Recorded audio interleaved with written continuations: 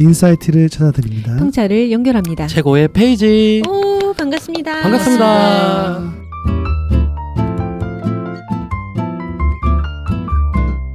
오늘은 어떤 책을 할 거죠?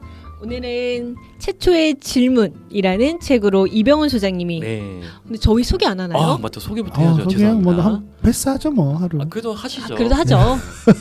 또 이 책으로 처음 듣는 분들도 계실 수 네, 있으니까. 안녕하세요. 책을 쓰고 강의를 하고 있는 소통과 공감 대표 유경철입니다. 네, 안녕하세요. 기업에서 강의와 심리 상담을 하고 있는 백선영입니다. 네, 안녕하세요. 기업에서 컨설팅 하고 있는 이병헌입니다. 만나서 반갑습니다. 반갑습니다. 반갑습니다. 네, 자 오늘 책은요 조금 전에 네, 말씀하셨던 말씀하셨던 최초의 질문, 네. 이정동 작가님의 책입니다. 네, 요 책은 제가 호스트고요. 제가 간단하게 좀 진행을 좀 하도록 할게요. 최초의 질문이라는 책이고요. 부제는 기술 선진국의 조건이라는 부제입니다. 그래서 네. 우선 이정동 저자님을 잠깐 소개를 드릴게요. 네. 이미 워낙 TV도 많이 KBS 다큐멘터리 많이 출연하셨던 분이신데 서울대학교 공과대학에서 박사까지 학위를 다 받으셨고요. 네. 현재 서울대학교 쪽에서 교수로 재직 중이십니다. 그래서 이분 같은 경우에는 2018년부터 기술 혁신 분야를 대표하는 학술지 공동 편집장으로 있었으며 기술 혁신에 관한 이론적 연구를 바탕으로 우리 대한민국 자문에 많이 좀 도움을 주고 계시는 분입니다. 그래서 2019년부터 21년도까지는 대통령 비서실 경제과학 특별보좌관으로 활동도 하셨었고요. 네. 혹시 재작년인가 KBS 다큐멘터리 혹시 축적의 길, 봤어요. 축적의 봤어요. 시간, 네, 그거 되게 봤습니다. 다 보셨죠? 네. 네. 그 다큐의 메인 호스트가 바로 이정동 네. 우리 교수님이세요. 네. 네. 그래서 이분의 책을 제가 가져와봤습니다. 네. 이 책을 제가 뽑은 이유는 기술적인 것보다 제가 요즘에 스핀이라고 해서 질문 화법 교육을 제가 개발하다가 네. 질문이 있길래 한번 사서 네. 혹시 제 과정 개발에 도움이 될 만한 내용이 있을까 약간 그거를 잡으려고 했었는데 네. 아니죠. 전혀 아니죠. 예, 크게 도움이 되진 않았어요. 질문 스킬을 배우려고 했는데 그런 게 아니잖아요. 예, 질문이 중요한 게 아니라 이 책의 키워드는 질문이 아니라 축적입니다. 축적. 맞아요. 그래서 오늘은 질문 중심이 아니라 축적 중심으로 네. 제가 한번 말씀을 올리려고 해요. 네. 우선 제가 이분의 글 중에 좀 이렇게 생각해 볼 만한 거리들을 이렇게 좀 한번 공유해드리고 그거에 대한 생각을 같이 한번 의견 나눠보는 식으로 한번 해보려는데 괜찮으실까요? 네, 좋습니다. 좋습니다. 이분의 내용 중에 이런 게 있어요. 나중에 교육 때도 한번 써먹으시면 좋을 것 같은데 EBS 다큐멘터리 서울대 A+의 조건이라는 프로그램이 있습니다. 이미 영상은 이미 관심이 생기시죠? 여기에서 결론이 뭐냐면 서울대에서 A+를 받는 조건이 뭐일 것 같으세요? 우리 대표님들 서울대에서 A+를 받으려면 뭐가 제일 중요할 것 같으세요? 미래에 대한 꿈, 미래에 비전, 대한 꿈 좋습니다. 우리 목표, 백 대표님 손으로 적어야 돼. 그거 좋아요. 손으로 본인의 꿈을 적는다. 네. A+. 서울대 A+입니다. 학점 네. 얘기하는 거예요. 네. 학점. 암기력. 암기력. 지금 백 대표님이 좀 근처에 오셨는데 그대로 제가 읽어드릴게요. 서울대 A+의 조건은 뭐냐면 생각을 하지 말고 교수님의 농담까지 필기하며 철저히 외워라입니다. 암기력 맞네요. 네, 그러니까 요거예요. 약간 죄송합니다. 저는 미래에 성공한 사람. 그거 서울대 A+ 착각했어요. 학점. 죄송한데 질문에 집중 부탁드릴게요. 죄송합니다. 네. 이런 성공. 느낌이에요. 네. 그러니까 결국에 약간 현재 우리의 상황을 꼬집는 하나의 사례를 좀 봐주시면 좋을 것 같고요. 네. 중요한 건 뭐냐면 우리의 환경들이 비즈니스 환경들이 빠르게 변하고 있는데 이분은 어떤 이야기를 하시는 거냐면 아카데미 쪽에서의 속도가 너무 더디다. 교수님들이 기존에 본인이 논문 내셨던 과거에 썼던 방법론 것들을 계속 지켜내려고 계속 강의 때 쓰시는 거고 학생들은 이게 막 피부에 와닿는 필요성을 느끼는 게 아니라 아무 생각 고민 없이 그냥 암기해서 어차피 시험 문제는 요거 중심으로 나올 테니 네. 이미 과거의 이야기들 그대로 적는 거죠. 그러면 A+이 나온다. 이런 세태를 꼬집는 장면이 하나 나옵니다. 그죠? 이런 것도 한번 생각해 보면 좋을 것 같고요. 우리도 어떻게 보면 세 명의 공통점이 기업의 비즈니스 종사자를 대상으로 어떻게 보면 생각과 관련돼서 마인드 관련돼서 중요한 역할을 하고 있는 일을 하고 있잖아요. 우리도 어떻게 보면 우리는 지금 인플루언서잖아요. 영향을 미치는 사람들이란 말이죠. 우리한테도 한번 생각해 볼 만한 포인트 같아요. 우리가 지금 생각하고 주장하고 있는 반법론과 철학들이 지금의 상황을 보여주고 도움을 주는 방법론이니까 이미 옛날부터 써먹던 거 재탕하고 디자인만 리뉴얼된 그런 방법론을 직장인들한테 혹시 제공하고 있는 건 아닐까 한번 고민해 보시면 좋을 것 같아요. 네, 우리로 치면. 근데 이게 또 재밌는 게 뭐냐면 서울대학교 교수님과 학생 간의 관계는 철저하게 뭐라고 그러지? 점수를 주고받는 주종 관계예요. 그렇죠. 주종 관계잖아요. 네. 맞아요. 주종 관계잖아요. 그러니 등을 돌릴 수 없다라는 거죠. 교육생 그렇죠. 학습자들이 그렇죠. 학생들은 등을 돌릴 수 없어. 아무리 그래 저 낡고 낡은 내용이지만 그럼에도 불구하고 난 학점이 필요하니까 취업을 위해 학점이 필요하니까 주종 관계 주종이라고 할 수는 없지만 어쨌든 그 관계에 맡겨 있다는 거죠. 네. 뭐 가불관계, 상하관계 등등. 그 우리 관계는요? 우리 관계는 아니죠. 우리 관계는 어떤 관계예요? 낡은 학습이라고 생각하는 순간 교육생은 바로 등을 돌립니다. 아, 그러네. 그리고 5.0 만족도에서 자신의 평가 점수를 딱딱딱 짚어주죠. 그러니까 교수는 뭐죠? 그 학교 교육 만족도가 낮아도 잘리지 않지만 잘릴 가능성이 낮지만 우리는 은퇴해야 되죠. 점수 만족도가 낮아지면 낮아질수록 좀 요 부분에서 좀 다른 그러면 이슈가 저의 될 것 질문. 같아요. 만족도가 높다라는 것은 그만큼 도움이 됐다로 해석이 되어지는 건가요? 그 도움을 여러 가지 갈래로 봐야 돼요. 네. 그러니까 첫 번째의 도움은 그 사람들의 삶의 마인드에 도움이 됐느냐? 1번. 2번. 직무에 도움이 됐느냐? 이런 만족도도 있겠지만 세 번째. 그냥 오늘 재밌는 거에 만족을 했는가? 뭐 게임하고 뭐 이러면 뭐 재밌잖아요. 아유, 게임도 잘해야 그러니까 뭐 평가 팀워크, 좋게 받아요. 그러니까 팀워크 이런 것도 재밌으니까 그러니까 재미에 도움이 됐느냐? 아니면 실질적 현장에 도움이 됐느냐? 또는 뭐 마인드에 도움이 됐냐? 이거에 좀 도움이라는 관점을 좀 세분화해야죠. 그러면 정리해보면 이렇게 되네요. 우리는 서울대처럼 주종관계가 역방향이기 그쵸. 때문에 결국에 고객으로부터 선택되어지고 있는 프로그램은 어떻게 보면 현재의 트렌드나 어떤 그런 거에 도움이 되고 있는 프로그램으로 인정받는 하나의 에비던스다. 그렇죠. 이렇게 주장을 하시는 거죠? 그래서 뭐 예를 들면은 방탈출 게임이 되라면 또 뭐 스트림스 게임이 되던 기존의 교육 학습자들이 맛을 그 즐거움을 받다면 그거 못 하잖아요. 그렇죠. 전 과거의 경험이 게임이 되니까. 그렇죠. 그래서 계속 리뉴얼 하는 거죠. 새로운 걸로 만들고 우리도 뭐 유사하지만 피드백은 비슷하지만 계속 만드는 거죠. 아무튼 그렇게 해서 만족이 높으면 네. 도움이 된 걸로 그렇게 네. 보죠. 알겠습니다. 네. 그럼 그 다음 또 제가 인상적이었던 걸 한번 해볼게요. 네. 요게 이제 삼성의 사례로도 좀 적용될 수 있는데 벤치마킹이 불가능한 화이트 스페이스에서 그러니까 이게 어떤 상황이냐면 눈이 내리면 이렇게 쫙 눈이 쌓여 있잖아요. 근데 그 누구도 와보지 않은 길인 거예요. 눈이 이렇게 딱 쌓여 있는 모습이죠. 상태죠. 이런 상태에서 앞으로 나아가는 방법은 기존에 보이는 발자국을 따라가는 방법과는 달라야 한다. 아무도 하지 않은 최초의 질문을 던지고 답을 찾기 위해 한 걸음 디뎌가며 지도를 업데이트하고 방향을 지속적으로 수정해 가면서 길을 만들어가는 수밖에 없다. 이런 문구가 하나 있거든요. 그래서 네. 요것도 좀 인상적이었던 것 같습니다. 네. 네, 뭐 혹시 뭐 코멘트 하실 거 없으세요?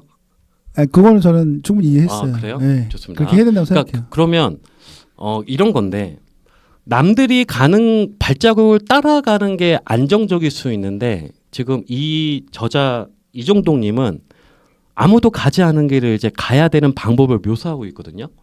여기서 필요한 역량이 뭐냐면 개념 설계 역량이 나옵니다. 요거를 제가 조금 글을 그대로 한번 읽어드릴게요. 선진국이라 불리는 경계에 서니까 우리 한국의 모습이 다시 보인다. 기술 선진국이라는 나라들과 다른 점이 분명하게 드러나고 있다. 대한민국은 미국이나 유럽 선진국이 제시하는 개념 설계를 받아 충실히 실행하면서 오늘의 고지에 올랐다. 그러나 진짜 기술 선진국이 되려면 우리만의 독창적인 개념 설계를 제시하면서 게임의 규칙을 만드는 힘이 있어야 한다. 이 개념 설계는 탁월한 천재가 일필휘지로 그려내는 것이 아니다. 조금씩 시행착오를 거듭하면서 끊임없이 스케일업한 결과로서 탄생하는 것이다. 이런 이야기를 합니다. 그래서 이런 배경에서 결국 개념 설계 역량이란 게 나오는 거죠. 재밌습니다. 설명을 지금 듣고 있어요. 왜냐하면 이게 우리가 네. 익숙한 그런 주제는 아니어서 그냥 이해하는 정도니까. 그러면 우리 강사로 치면 이런 개념 설계 역량이 어떻게 좀 적용이 될 수 있을까요? 한번 의견들을 한번 줘보시죠. 저는 뭐 개념 설계라기보다는 그러니까 결국 축적의 힘이 중요한 게 핵심인 것 같아요. 제가 예전에 다큐멘터리도 그렇고 이걸 보면 실질적으로 우리가 사람이 축적인데 그 축적이 뭐냐면 이제 저는 이런 것 같아요. 우리가 사실 처음에 뭐 강의를 하든 뭐 책을 쓰든 다 좀 많이 베끼잖아요. 베끼고 그다음에 많이 따라가고 뭐 사람들 하는 거 보고 그다음에 뭐 책에 있는 내용 아니면 다른 컨텐츠 이런 걸 가지고 하는데 저는 핵심이 뭐냐면 여기에 축적이 핵심이 뭐냐면 그런 것들을 수년간 쌓아 올려가면서 그렇죠? 이제 거기에서 나만의 인사이트가 생깁니다. 그렇죠? 그런데 내용은 유사할 수 있어도 거기에서 내 인사이트가 추가가 돼서 새로운 개념이니까 새로운 개념은 뭐 우리가 과학자는 아니니까 이론을 말편하기보다는 그런 내용들이 만들어지기도 하고 그게 내가 실제 강의를 하거나 아니면 책을 썼을 때 그런 것들이 유사하지만 되게 독특하게 받아들여주거든요. 저는 이게 바로 축적의 힘인 것 같아요. 근데 그 축적의 힘은 시간이 오래 걸리죠. 왜냐하면 내가 그 시간 동안 굉장히 책도 많이 읽고 많은 컨텐츠를 보기도 하고 경험도 하면서 내 안에 암묵지로 있는 거거든요. 근데 그거는 어느 순간 터트려지는 거예요. 그러니까 저는 이제 기업들도 사실은 가끔씩 대박나는 회사들이 있는데 그 회사들을 보면 CEO라든가 아니면 거기에 핵심 인재들이 그런 것들을 오랫동안 해온 거야. 그래서 그런 것들이 터져서 뭐 새로운 제품 만들다든가 새로운 마케팅을 한다든가 그래서 성공한 사례가 많잖아요. 그러니까 그런 게 되게 중요하지 않나. 그러니까 우리들도 결국 뭐냐면 뭐 열심히 공부하고 많이 보고 많이 내가 생각을 해야겠죠. 그러다 보면 어느 순간에는 나만의 어떤 모델이 만들어지고 근데 그 모델이 약간 창의적으로 굉장히 새롭게 느껴질 수도 있고 그거를 고객들이 봤을 때 굉장히 좋다고 느껴질 수 있는 것 같아요. 그러면 이제 그것도 새로운 창의성이죠. 저는 뭐 같은 이제 이야기인데 저희 업계로 치면은 약간 코칭 같은 것도 해당될 수 있을 것 같아요. 사실 코칭의 자세한 방법론을 보면 뭐 한 20년 전, 30년 전 제가 일하기 전부터 뭐 직장인 동료들께 대화를 할 때 뭐 질문을 해라, 경청하라, 뭐 이런 것들을 이미 강조가 되어 왔을 텐데 그거를 어떻게 보면 하나의 개념으로 만들어서 런칭을 한 거잖아요. 이것도 저는 개념 설계 역량이 뭔가 좀 빛을 발한 순간이 아닌가. 그렇죠. 예. 사실 저는 새로운 건 없다고 생각해요. 전혀 새로운 건 없고 항상 그 새로운 것들을 약간씩 포장을 하든 변형을 하든 그래서 그것이 빛을 보는데 사실 본질을 보면 다 유사합니다. 그러니까 근데 그것도 저는 되게 굉장히 새롭고 창의적인 아이디어라고 생각해요. 그 자체도. 좋습니다. 그래서 바로 또 진행을 할게요. 하나 또 한번 읽어보도록 하겠습니다. 앞으로 흐르는 시간의 미래를 정확히 볼 수 있는 사람은 없다. 그렇다고 마구잡이로 다닐 수는 없다. 지향점이 있어야 한다. 높이 오르려고 하든 먹을 것을 찾든 간에 지향점이 있어야 하고 그 지향을 밝히는 등대구시를 하는 것이 필요하다. 연구자든 기업가든 오늘 이것 하다 안 되면 내일 저것 찌르는 방식으로 보이는 대로 또는 들은 대로 지향점 없이 마구잡이 시도를 하면 탁월해질 수 없다. 지향점이 없으니 실패해서 학습과 축적이 안 되고 당연히 질문도 업데이트되지 않는다.